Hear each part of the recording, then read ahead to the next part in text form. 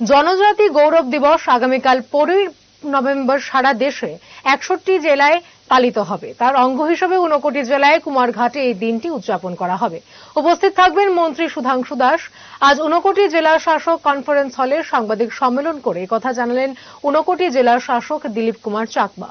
সাংবাদিক সম্মেলনে উপস্থিত ছিলেন অতিরিক্ত জেলা শাসক অর্ঘ্য সাহা।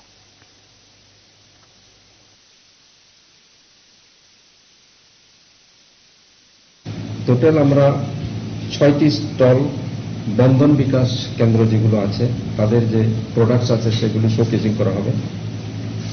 6টি স্টল রাখা হবে দপ্তরের যারা আইসিডিএস, ডিআইএসি, ট্রেডা, সিএমও এবং টিআরপিপিটিজির ওনাদের অ্যাক্টিভিটিসের উপর ডিপার্টমেন্টের যে অ্যাক্টিভিটিস আছে এগুলো হাইলাইট করবেন।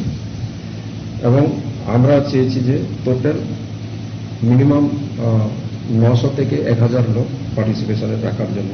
তাতে থাকবে ট্রাইবাল বেনিফিশিয়ারিজ, স্কুল স্টুডেন্টস যারা রেসিডেন্সিয়াল স্কুল এবং একলব্য রেসিডেন্সিয়াল মডেল স্কুলে আছেন, আশ্রম স্কুলে আছেন, এদেরকে আমরা ইনভাইট করেছি যাতে করে জনজাতিদের উপরে বেস করে যে তাদের জীবনধারা, জীবনশৈলী ইত্যাদি তারা ওখানে দেখতে পায়।